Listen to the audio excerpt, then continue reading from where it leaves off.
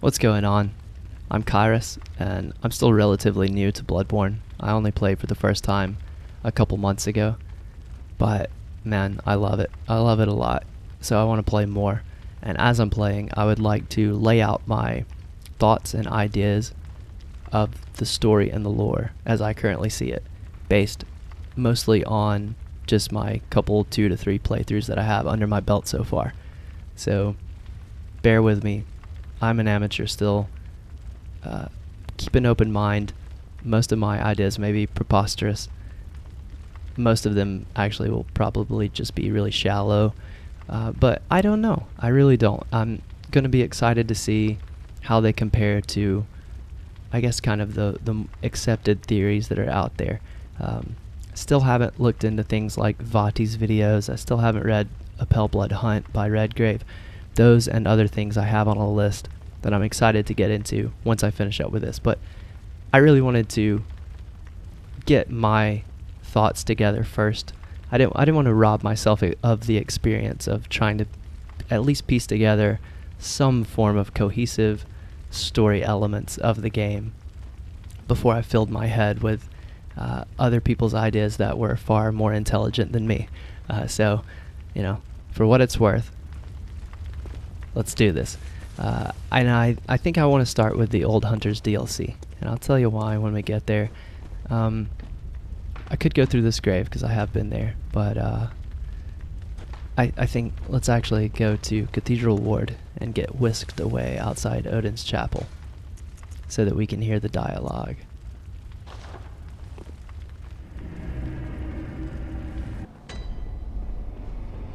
Okay, by the way, my character, his name is Roylock, and he started off as, he was supposed to be a mixture between Rorschach from The Watchmen and Sherlock, but he evolved through the character creation menu, and now I think he's more like a hybrid of the meme about the Hulk from the movie when he's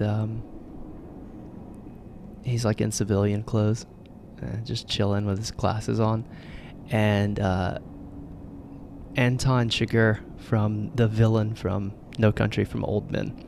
I think that's closer to what he turned out to be. So we'll let him just be beautiful. We won't hide that face.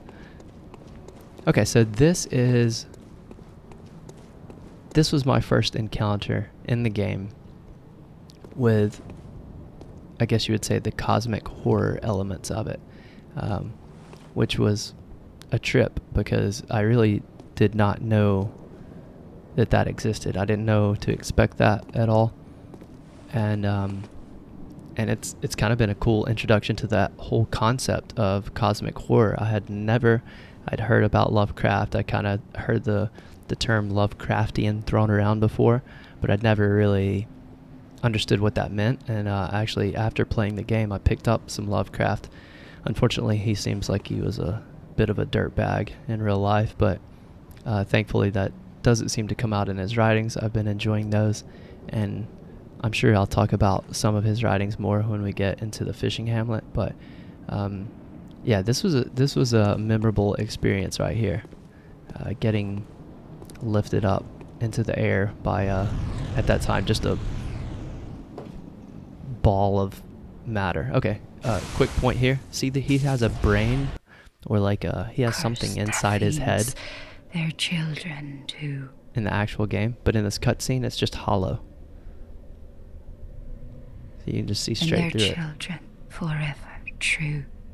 Not sure what the not sure there's anything to be said about that, but I found it kind of interesting. Now we have to talk about nightmares and what makes a nightmare before I can really begin to explore the nightmare. So the way I see it, I compartmentalize everything in the game into 2 different planes of existence. I've taken to call it the local and the cosmic. You could also call it the natural and the supernatural, or the waking and the sleeping or dreaming world, whatever you want to call it. But to me, the local is anything dealing with humans and the politics and the power struggles and the goings-on of Yarnum and the surrounding areas, because that's really the only thing that we get a view of. And then the cosmic is anything that's on that separate plane of existence where great ones exist. And in my opinion, the main requirement of being a great one is to be able to create and traverse between those, create planes of existence in the cosmic realm, and to be able to traverse back and forth between the cosmic realm and the local realm, or the human realm. So with that being said, I think there's 3 ingredients that make a nightmare specifically. You have to have one, a great one, and their plane of existence that's just already there. And then you have to have an outside force that somehow interacts with that cosmic plane of existence in a way that disturbs it and angers that great one. And then third is there has to be death. There's death involved in each of the nightmares that we encounter. Some death that kind of marks it. I think actually if there's one ingredient that is the most prevalent in a nightmare, it is death, and I think it's symbolized everywhere. So we'll take a look at that as we go through. Now that we know how a nightmare is made, this nightmare specifically, I believe, we are told was made by the curse from Mother Cos to the fiends of Bergenworth and the Healing Church. So Lawrence and his associates, Lawrence, Ludwig, Maria, Gehrman. The way I see it is they are the hosts of this nightmare. Not the creator. Cos is the creator. But they are the hosts. And the hosts of a nightmare, the ones who disturbed that once peaceful cosmic realm. I believe that their essence and their memories craft the architecture of the nightmare. So I see this Hunter's Nightmare as segmented into different pieces that are each governed by one of the 4 old hunters, meaning Lawrence, Ludwig, Maria, and Gehrman. So this first stretch is going to be what I consider Lawrence's area, and I think it's mostly just serves as an introduction to the nightmare. So I hope I can make it clear. I hope I make my thoughts clear, because I'm sure everyone sees things a little differently. So I'm going to do my best at communicating how I see it. But yeah, I see this as kind of not just a place, but a representation, a place that was created by the violators of the fishing hamlet. And like, for instance, so I think this was made from the memories of kind of the hunters collectively, but this area specifically with Lawrence. So I would say that, like, Lawrence probably, spent a lot of time in the cathedral ward, and so he knows it well. But and this entire area, I think, was populated by those hunters, memories, like I said. So I interpret, like, these kind of the messed up sections, the sections that to us look foreign. It's like, well, clearly some of this matches up, but some of this is, out of place or warped or twisted, literally like twisted roots kind of things. I think this is just gaps in their memories. So like, if even a place that you've been many, many times, if you had to recount every little detail of it, a lot of it would be fuzzy. You know, all the edges of your memory would be kind of fuzzy on the places, even that you visited maybe on a daily basis. I think that's kind of what this all represents, is just the faint details of the memories that just aren't quite right.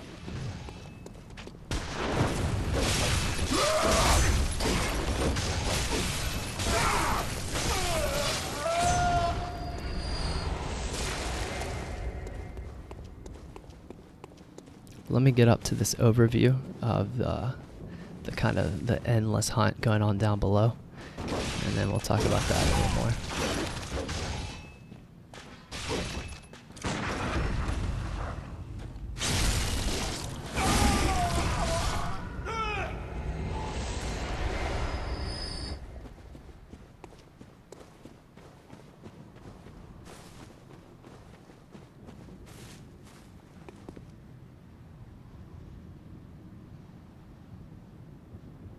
So here, I think, again, this is kind of an introduction to the nightmare, and we're seeing what we're told in the description here.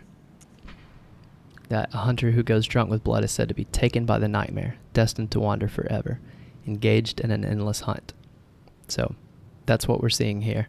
So we're seeing this representation. I think if there would have been no limits as far as like software and hardware capabilities for the designers, I think we would see hundreds of hunters and beasts in this area, just kind of in this cycle of killing and coming back, and new hunters taking their place. Very quickly about this item though, I'll say this eye, I don't think it's like a single item. I think this is just all eyes of hunters that end up turning completely into beasts, you know, that are consumed by beasthood. Because in the cutscene, if you leave the title menu on long enough, that video that plays, and maybe we'll watch it later, but at the end of that video that plays, that shows the hunter just kind of like aggressively killing more and more beasts and bloodletting one of the kind of the dog beasts, and at the very end he kind of pins down one of the weaker half transformed beasts, and he puts his blunderbuss to its head, and then it zooms in on its face, and to me it looks like exactly this eye. So the way I see it in the nightmare, I think that you get pulled into the nightmare when you die, basically. I think there's another element with the amygdalas that I'm still trying to work out, but I think basically when you go blood drunk, you actually give in to the beasthood and then die, then you're kind of, your soul is transported here, like a hell. And I think we're shown that by showing us that this eye is inside just this normal kind of weak beast that this hunter at the beginning in the cutscene is killing. And so I think having possession of this eye, because the player character is not blood drunk, having possession of this eye grants us access into the hunter's nightmare. Maybe the amygdala perceives us as blood drunk just because we have this item on us. Maybe it gives us an aura of blood drunk. And we're given it by the messengers on the steps in the hunter's dream. So, you know, obviously, like, they're giving it to us for a reason. They want us to come in here and keep killing, or something does, and is using the messengers to give us, you know, this ticket in. But I will say quickly that this last line is a fate that no hunter can escape. I would just say that I disagree with that, and I think it's a good example of how you can't fully trust the item descriptions for multiple different reasons. One is just because there's so much information, and you know, you have to convey it in such a short space here. they almost have to be, you know, incomplete. But then even outside of that, and outside of thinking about, you know, language interpretations and those type things, I think that the item descriptions in these games are written from the perspective. They're kind of like projected thoughts or writings from some character within the game itself. So like little bits of wisdom from somebody within the game, and should be taken as that, and therefore subject to being biased or incomplete or maybe even false to some degree. So like I said, it is a fate that no hunter can escape. I would disagree with that, because we know about the umbilical cords. We know that it is possible, at least we hope it's possible, to transcend the hunt, transcend beasthood, and even potentially transcend humanity itself.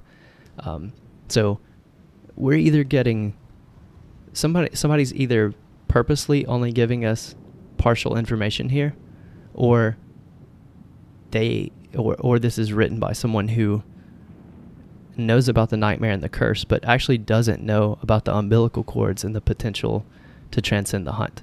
So either way, this is an example of why there's so much room for interpretation, because, you know, I think you're justified in disbelieving some of the things that the game gives you, or at least arguing with it.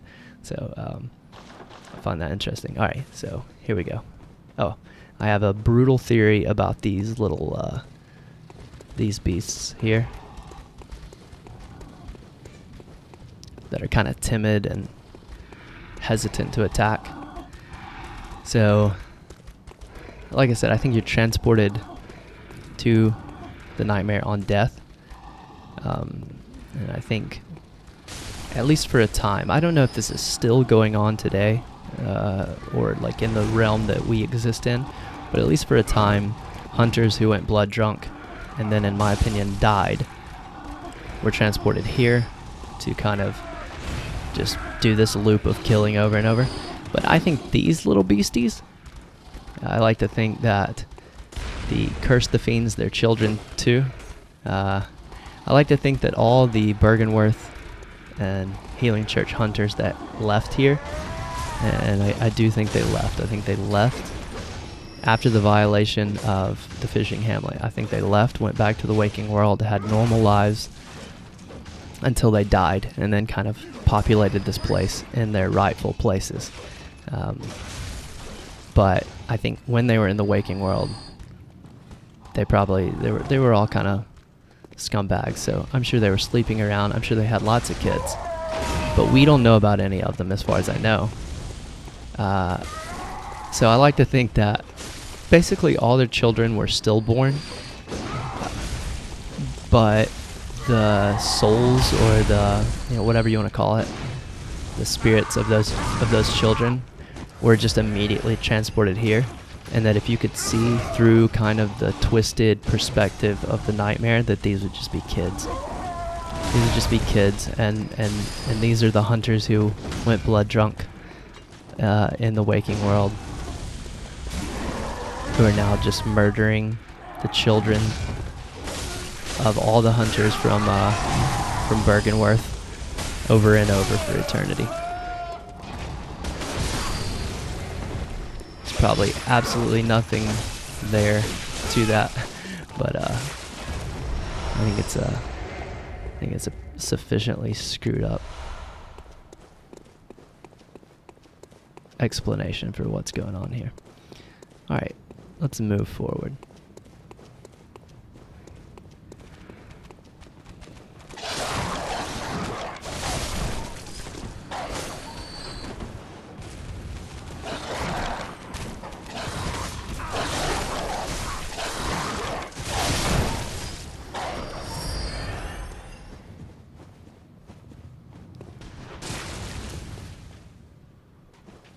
So obviously, I've cleared this place out once before. I actually got to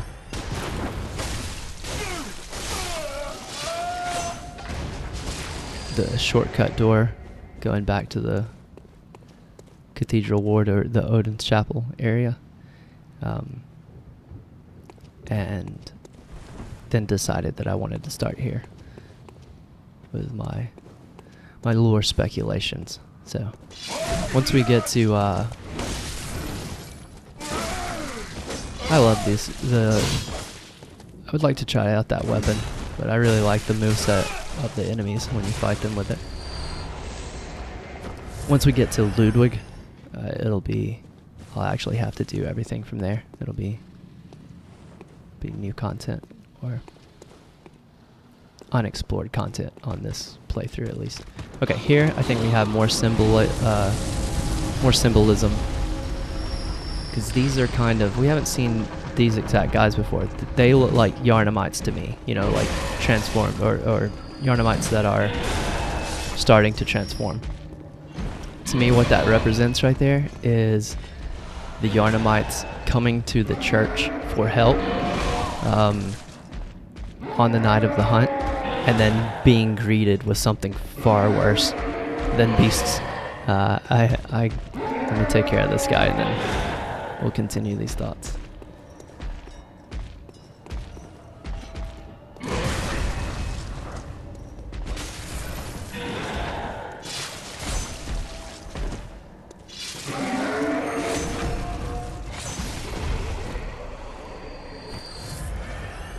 I love the overt critique of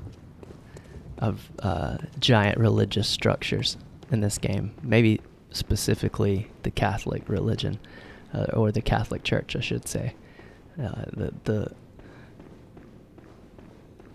Just the blatant way that they kind of call them out. We'll just stick to the fictional church in this game, but obviously you can draw some parallels, and I appreciate that. I like it a lot. From the cleric beast being the most hideous. I think the more hideous the beast, the more blood on their hands, and the fact that it lets us know that cleric beasts were some of the most hideous beasts. I don't think it's because they were chugging blood necessarily, even though being central figures of the healing, of the blood healing, they probably were, but I think it's mostly just because it's not rare to find that the people in the highest power, with the most power, and the highest ranking officials in a church can be the most evil, can have the highest level of beast hiding in them. So I think that's a representation of that, and I love it.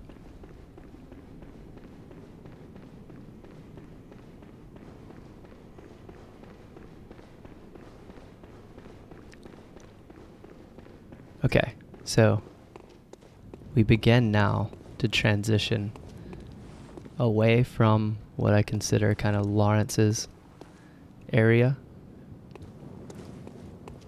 to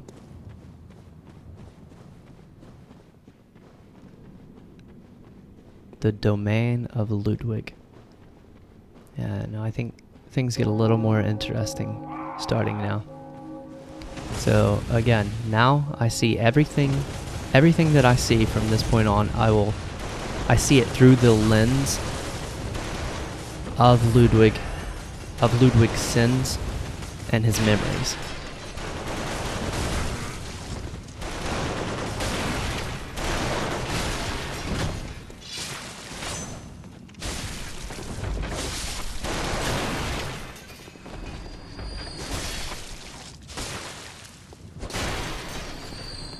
So starting here, I don't have anything too insightful to say about this, but I do think that at some point, amygdalas became targets of the healing church.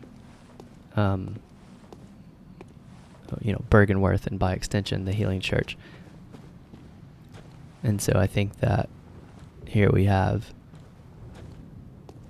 a representation of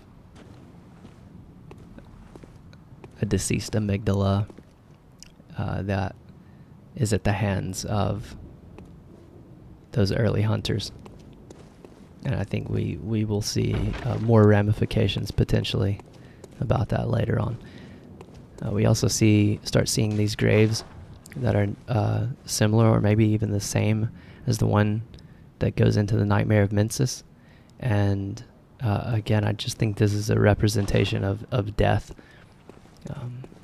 I think there's lots and lots of symbolism and representation of the death caused by these people who are now populating this nightmare and who brought on the curse.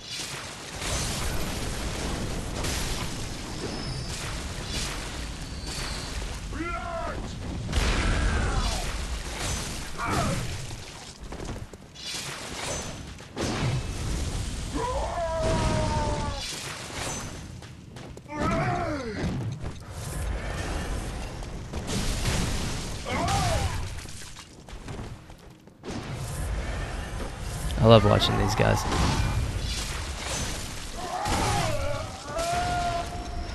I mean, just all the animations in this game are too good, man. It really is ridiculous. I wish these bombs were sticky bombs. I think that would make them so much cooler if they actually stuck to you, and if you could stick them to people. That would be it'd be a fun time in PvP. There's no real reason for me to go down here, but I think it will anyway.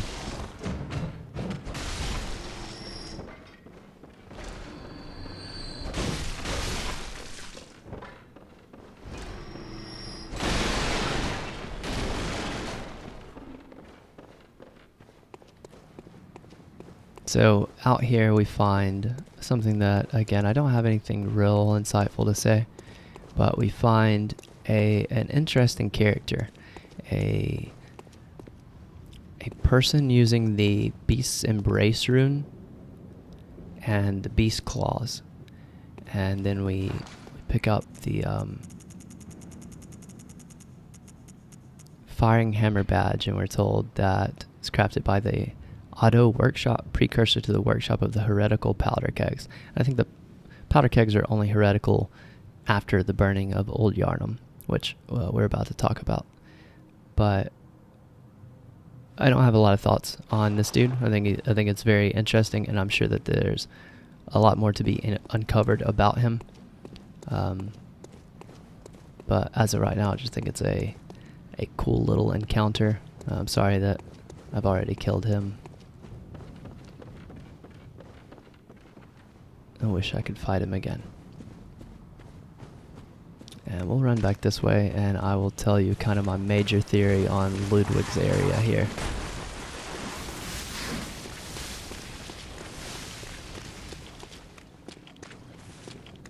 Okay, so we have obviously a river of blood running all the way from Ludwig's boss room to here. This is the end of the river of blood. And in the first place that we find kind of a massive collection of bodies. Also, once we get in here, basically everything we find is a remnant of Old Yharnam. We find one of Jura's companions here with the Gatling gun, who's seems to be a resident of Old Yharnam, or was at one time. We have the enemies here that are all represented in the Old Yharnam.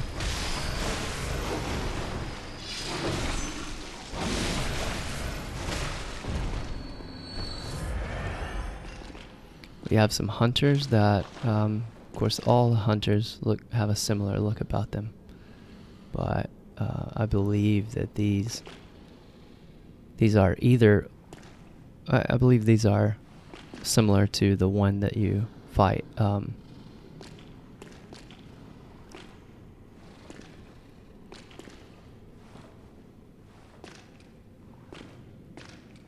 don't know. I don't know what coat that is. I'll have to check a couple out. I'm currently wearing the charred, and it doesn't look like the charred.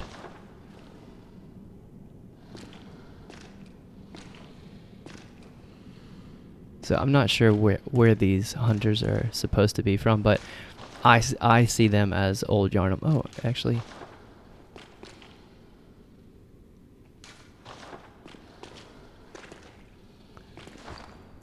I don't know how much time I want to spend on this, but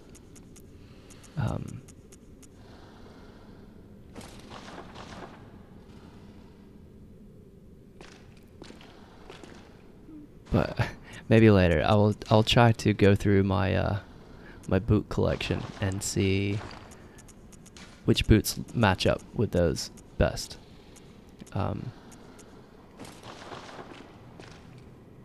Anyway, as of right now, I see them as Old Yarnum residents. And then you have the Bloodstar Beast in here, of course. So my interpretation, or my theory, my working theory, is that the early church, led by Ludwig, purposely, for whatever reason, I'm not sure of the reason, but purposely started the plague, the ashen blood element in Old Yarnum. I have a couple different theories for, maybe why. But on the antidote here we see, used to treat ashen blood, the baffling sickness that ravaged Old Yarnum long ago. Again, distrusting the item descriptions here. Whoever put this little tidbit, the baffling sickness that ravaged Old Yarnum, I'm reading that as like almost, like a cover up. Like, oh yeah, we have no idea where it came from. I'm calling BS on that. I'm saying the ashen blood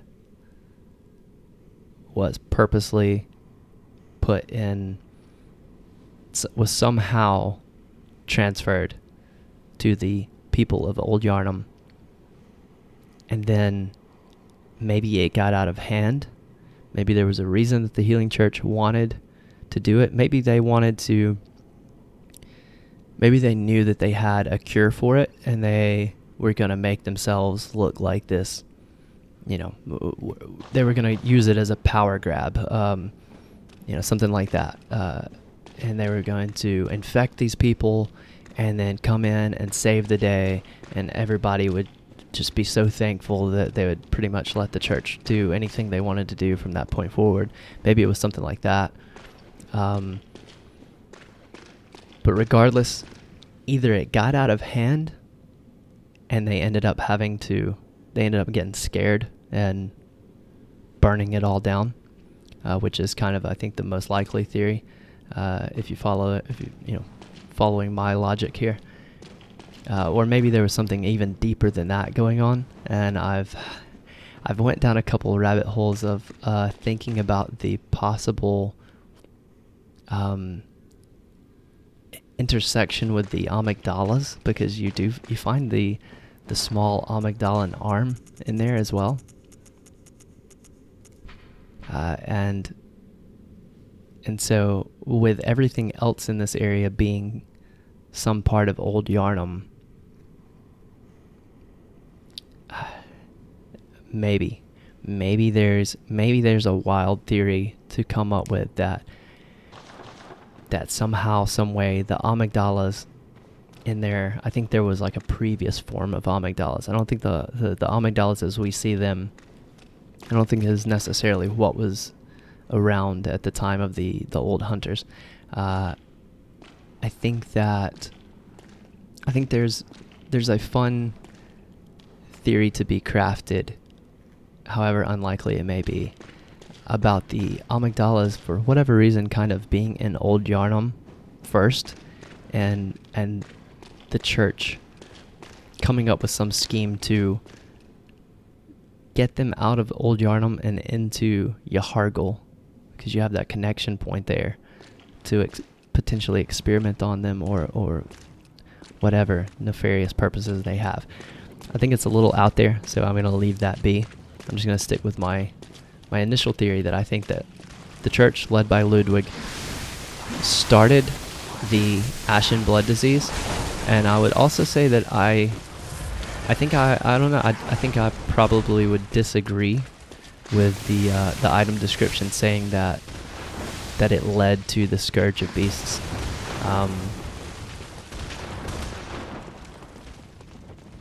We'll run down here and talk to Simon one more time, even though I already have. Yeah, so this says, this tablet only provides short-term relief. The ashen blood element eventually triggered the spread of the beastly scourge. I think there's a lot more to the spread of the beastly scourge than just the original ashen blood. I mean, maybe that was a big factor in it. I think it's probably more complicated than that, and maybe that's just a result of having to fit this description on a 2 or 3 line thing. I think if you looked back at most events in history, and you read, if you could read a 2 or 3 line synopsis of an event in history to someone who was actually there, I think that 9 times out of 10 they would say, well, I mean, yeah, I guess you could put it like that, but man, it was a lot more complicated than what you're making it sound. So I think it's probably one of those type deals. Beware. Secrets are secrets for a reason, and some do not wish to be discovered, especially when the secrets are particularly unseemly. So I don't know a lot about Simon here, but clearly he is having some of the same symptoms that a lot of the hunters have, including some of the ones that have already become beasts, where they've covered their eyes, they're holding their head. I see that as kind of the symptoms of the beasthood. I think that from the very beginning, when we see the vision of the wolf coming up out of the blood, I think that's the little glimpse we get of what happens as the beasthood kind of takes hold. And I think they start seeing more and more of those type of hallucinations of some form of like an image or a representation of beasthood, beckoning them or whatever it may be, and that's the only way to resist that is to resist it. The only way to hold that off is to resist it. And so that's what this attempt, to me, that's what this is that these people do. You see this a lot in the game, of covering their eyes, and then also like it's kind of like they have a migraine, but I think that's like, I don't know, it's an attempt to focus their thoughts and to not let the beasthood take over. So let's move on. Let's get to the end of this section. We pick up some constable's armor pieces around here, and if I'm not mistaken, I think that's Voltaire's. And I know there's a connection with the League and the Hunter's Nightmare, but I don't have a lot of thoughts about that right now. It's something I'm gonna have to explore as I go through again.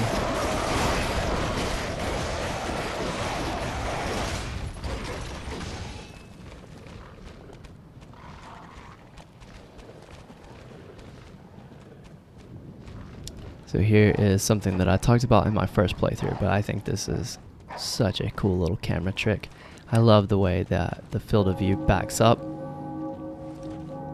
and and then zooms in, focuses back in right when you top that hill to give you this view of that side of the River of Blood, and this, the best view yet, of this kind of corrupted sun, and another view of a astral clock tower, which you see a few of, few different versions of throughout the nightmare. But I love this little transition right here. I just think it's so awesome.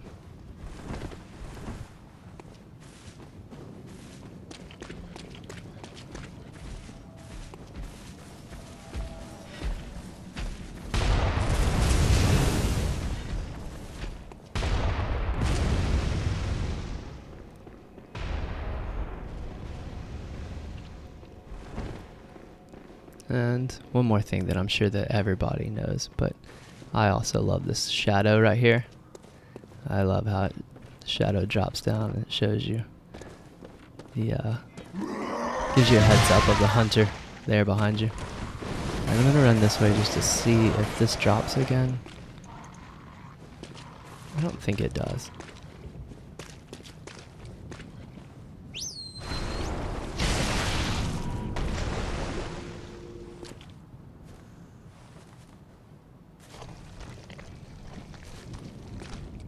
I was wrong.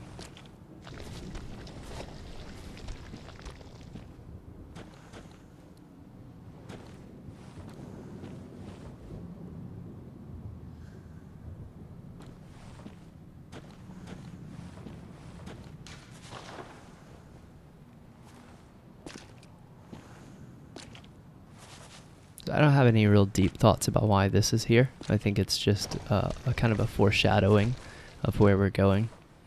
I think you could speculate some other things. The first time before I'd ever been to the fishing hamlet, I thought it had something to do with Gascoigne's daughter, not the one that you talk to first, but the one that comes to the window after you do the quest line with the first little girl that you find. That second girl, the sister, ends up falling off the balcony there where their house is down below, and you find her, and she has kind of similar hair. So my initial thought was that it was some kind of weird parallel to that universe, and I'll always have that in my head, even though I don't think that at all now. I think it was kind of an interesting thought to have given my knowledge at the time. But yeah, I think this is just kind of a foreshadowing of where we're going, and to me, the fact that the fishing hamlet, in my theory, is and was in the cosmic plane to begin with. I believe that the hunters crossed into the cosmic plane, and then what we're getting now in this nightmare is kind of a intertwining of the waking world and that cosmic plane, and this is just kind of a foreshadowing of that we're heading that way, and they've kind of wrapped around each other, and they have become one in this nightmare. So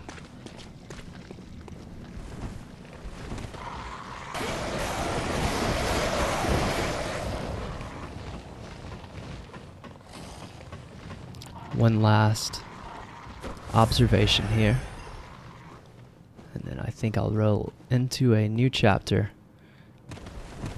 and we'll take on Ludwig, and then head into the area that is governed by Maria shortly afterwards.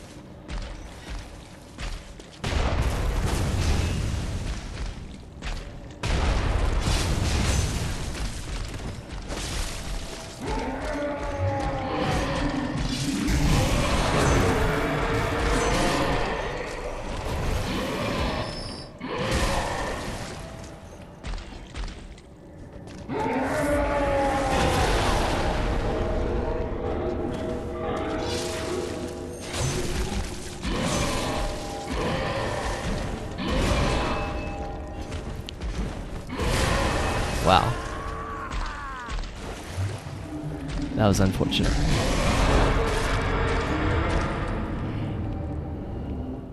No excuses, but I really do get caught up just watching enemies, especially when I'm in kind of the mode that I'm in now, where I'm just, I don't know, really trying to appreciate the game and I'm not in full combat mode. It's kind of tough to not just watch how awesome the enemies are and their animations are. That's exactly what I was doing that time. I do love those guys too. Those I